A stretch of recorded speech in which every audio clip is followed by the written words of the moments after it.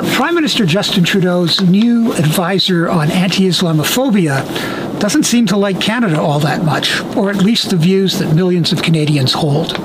Amira Elghawaby has already caused an uproar in Quebec because she wrote in a 2019 newspaper column that she believed most Quebecers, the majority of Quebecers, were anti-Muslim because they supported Quebec's Bill 21. Quebec's Bill 21 is its secular law, and it says that public sector workers in positions of authority cannot display aspects of their religion in their clothing or with symbols. Now, Elghawaby now says that when she wrote that, she didn't mean that Quebecers were Islamophobic, and that she wants to work with them to prevent Islamophobia. That's fine, but she didn't say at the time that she didn't think Quebecers were Islamophobic. She said she thought the majority of them were. And she also didn't acknowledge, which you can't acknowledge no matter how you feel about Bill 21, personally I oppose it, that secularism in Quebec was born of decades of repression of the French-speaking majority by the church.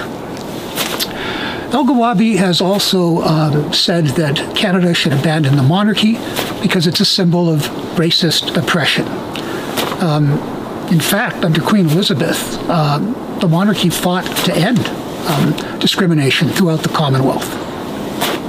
And she says that celebrating Canada Day in the traditional way we all do is really engaging in Judeo-Christian storytelling. She's a big supporter of Justin Trudeau, and she believes conservatives are anti-Muslim.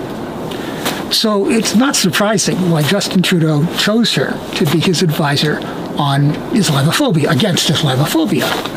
He shares many of her views. He has said that many institutions in Canada were built on racism, a systemic discrimination, colonialism, including Parliament itself. What's hard to understand is that if Elghawaby follows that perspective, which is basically that the Prime Minister talks to the already converted and demonizes people with different views, how's that going to combat societal division in Canada? How's it going to lower hatred to all kinds of religious groups, Muslims, Jews, Catholics, and others? Now, let's be clear. It's true that anti-Muslim sentiment exists in Canada, and it has resulted in horrible crimes against Muslims. And all Canadians who are decent denounce those, and it should be her job, and it is her job, and she's entitled to that job of denouncing that kind of hatred.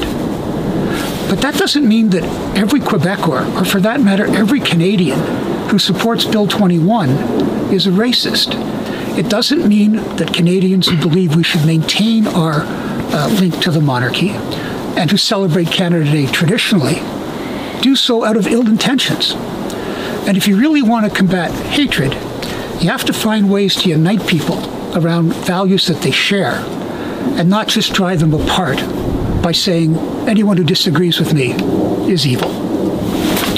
I'm Lorrie Goldstein of Sun Media. We're always interested in hearing your views, and please follow us on Twitter, Facebook, and our YouTube channel.